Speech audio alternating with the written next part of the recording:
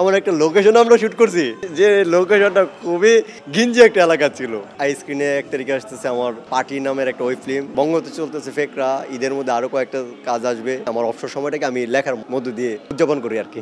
গল্প নির্ভর কাজ বা ভালো কাজ, চরিত্র নির্ভর ওই কাজগুলো প্রতিনিয়ত দর্শকের জন্য করবো এবং স্বল্পদৈর্ঘ্য চলচ্চিত্র, তারপরে খন্দকার সুমন ভাইয়ের সাতাও, তারপরে হয় বলির পরে ভাঙ্কার বই দিয়ে আর কি। দর্শক ঠাকুর ভাইয়ের সাথে আমার এই জায়গার একটা মিল আছে।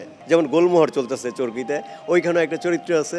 আমরা তো কাজটা করি নিজেদের ভালোবাসার জায়গা থেকে এবং ভালো লাগার জায়গা থেকে। সেই জায়গা থেকে যখন একটা বেশি কিছু যোগ হয় কাজের সাথে, এটা আরো কাজের প্রতি ভালোবাসা এবং কাজের প্রতি তাড়না আরো বাড়িয়ে দেয় আর কি। এটা খুবই ভালো লাগছে আর কি। বিশেষ করে এটা আমার একার না, আমার ডিরেক্টরের পুরোটা পরিশ্রম আর কি। আমরা চেষ্টা করছি যে ওনার সাথে থাকার, ওনার মতো করে ওনাকে আমার চরিত্রটাকে ফুটিয়ে তোলার জন্য আর কি। যখন একজন তরুণ নির্মাতা অনেক কষ্ট করে, অনেক পরিশ্রম করে একটা গল্প বলার বা একটা গল্প ধারণ করে রাখার বা একটা গল্প দর্শককে দেখানোর জন্য চিন্তা করে, সেটা যে কতটা পরিশ্রম সে যে করে সে জানে। এবং আমরা যারা তরুণ অভিনেতা তাদেরও কিন্তু সেম পরিশ্রম। তো আমার জায়গা থেকে যখন আমার কাছে যে আমার ডিরেক্টর নাজমুল ভাই যে আমার কাছে উনি নিয়ে আসছে গল্পটা, আমি বলছি ভাই গল্পটা খুবই সুন্দর কিন্তু খুবই চ্যালেঞ্জিং হবে আমাদের জন্য, কারণ খুবই চাপের মধ্যে যাবে। কারণ এমন একটা লোকেশন আমরা শুট করছি যে লোকেশনটা খুবই গিঞ্জি একটা এলাকা ছিল। আই স্ক্রিনে 1 তারিখে আসতেছে আমার পার্টি নামের একটা ওয়েব ফিল্ম, তারপরে বঙ্গতে চলতেছে ফেকরা, ঈদের মধ্যে আরো কয়েকটা কাজ আসবে ইউটিউবে।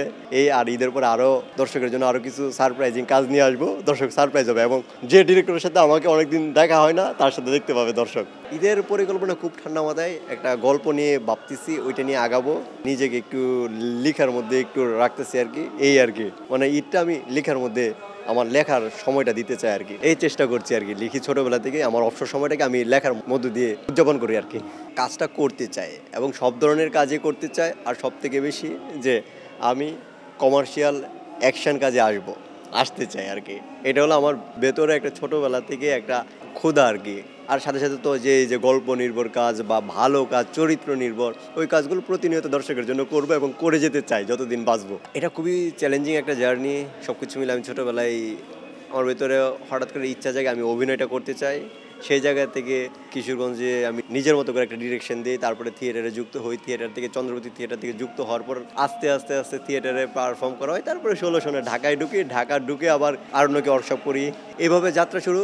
এর মাঝখানে অনেকগুলো কাজ করি, স্বল্পদৈর্ঘ্য চলচ্চিত্র, তারপরে খন্দকার সুমন ভাইয়ের সাতাও, তারপরে হয় বলির পরে ভাঙ্কার বই দিয়ে আর কি। দর্শক বা আমাদের যে মিডিয়া রিলেটেড মানুষজন সবাই আমাকে চিনতে পারছে যে আব্দুল আল সেন্টু নামে একজন অভিনেতা আছে, সে ভালো কাজ করার চেষ্টা করে। সেই জায়গা থেকে যাত্রা শুরু। তারপরে ভিকি ভাইয়ের সাথে পুনর্জন্ম দিয়ে ম্যাচ লেভেলের যে দর্শক বা আমজনতা বলি, ওদের সাথে গিয়ে আমার পরিচিতিটা বেড়ে যায় আর কি। শাকিব ভাইয়ের সাথে আমার এই জায়গার একটা মিল আছে, কারণ আমরা যখন শাকিব ভাই যখন একটা চরিত্র একটা গল্পের জন্য আমাকে ভাবে, উনি ওই চরিত্রটা আমার জন্যই আর কি উপস্থাপন করে। যেমন গোলমোহর চলতেছে চরকিতে, ওইখানেও একটা চরিত্র আছে। শাকিব ভাই বলছে এটা তুমি ছাড়া আর কে করতে পারবে না, তুমি করবা আমার জন্য।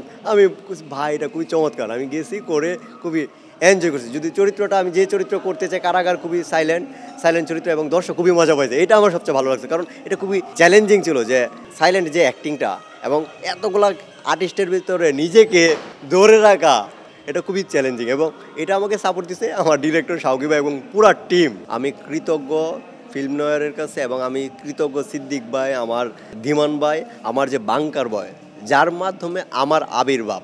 এরপরে শুরু হয় একটা সিরিজ জন মিল্টনের ম্যাচমেট, যেটা বঙ্গতে চলতেছে। তারপরে করি বিকে ওয়াইয়ের যে পুনর্জন্ম, যেটা দিয়ে আমাদের যে সাধারণ দর্শক আমাকে রিলেট করতে পারে যে, এবং সাধারণ দর্শকের মধ্যে আমি জনপ্রিয় হয়ে উঠি।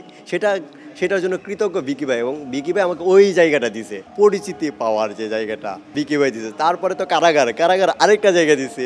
তারপরে দিল এলেন স্বপন জাদু চরিত্রটা, মানে এটা আরেকটা জায়গা দিচ্ছে। তো সেই জায়গা থেকে বললো বিকি ভাইয়ের পরে আবার আরেকটা ধাপ শিহাব ভাই, এরপরে এর আগে আবার কারাগার, শাকিব ভাই। মানে প্রতিটা মানুষের একটা ছায়া আমাকে আরও বড় জায়গায় নিয়ে যাওয়ার যে একটা ক্ষুধা এবং পরিচিতির জায়গাটা দিচ্ছে